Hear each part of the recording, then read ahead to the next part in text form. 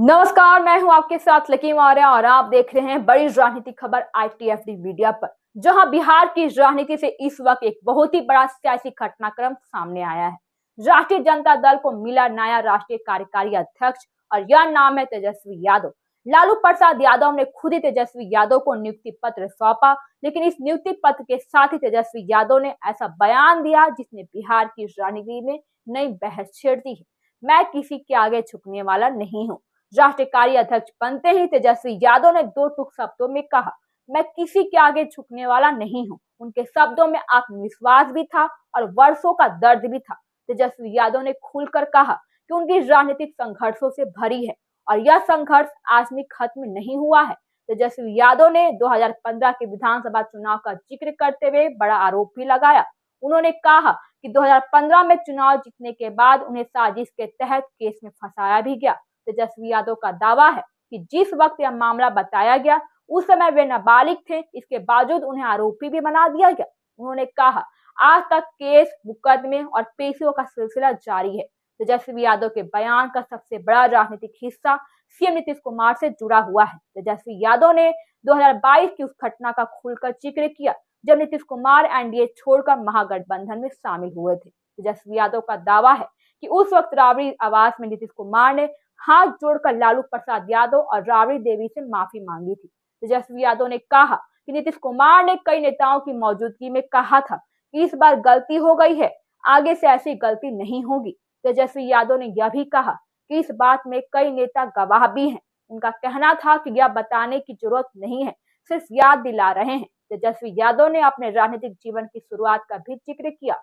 उन्होंने कहा कि उन्होंने अपनी पहली राजनीतिक यात्रा कर्पूरी ठाकुर से आशीर्वाद लेकर शुरू की थी और उस समय उनके पास कोई पद ही नहीं था, लेकिन वे लगातार आगे बढ़ते रहे।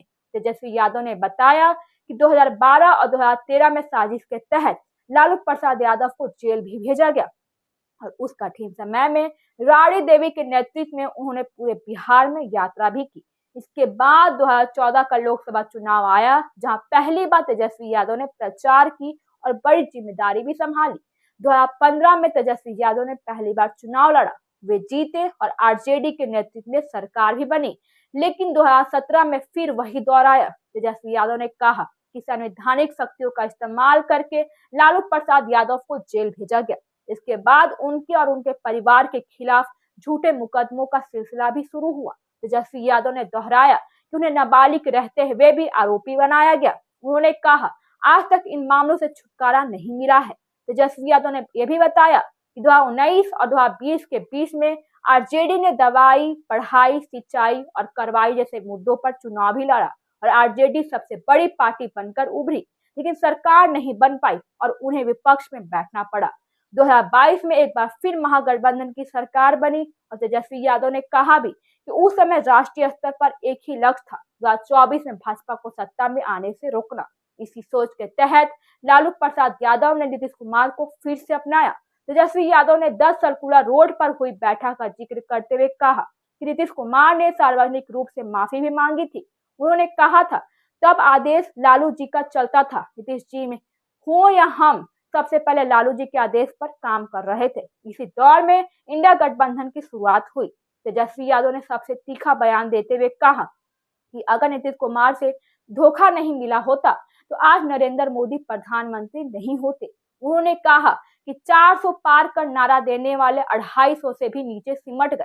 तेजस्वी यादव ने कहा कि आरजेडी को करीब 1 करोड़ 90 लाख वोट मिले, जो पार्टी के इतिहास में अब तक का सबसे बड़ा आंकड़ा है।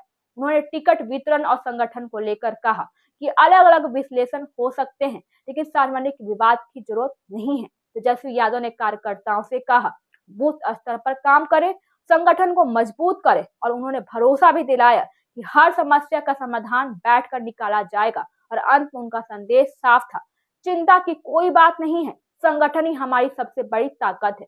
तो साफ है कि राष्ट्रीय कार्यकारी अध्यक्ष बनने के साथ ही तेजस्वी यादव ने यह भी संकेत दे दिया कि वे अब पीछे हटने वालों में नहीं है और अब देखना होगा कि तेजस्वी यादव के ये बयान बिहार की राजनीति में कितनी बड़ी हलचल पैदा करती है। फिलहाल अभी के लिए बस इतना ही। मैं हूं आपके साथ लकी मौर्य, ITFD मीडिया पर। हमारे चैनल को सब्सक्राइब कीजिए और शेयर कीजिए।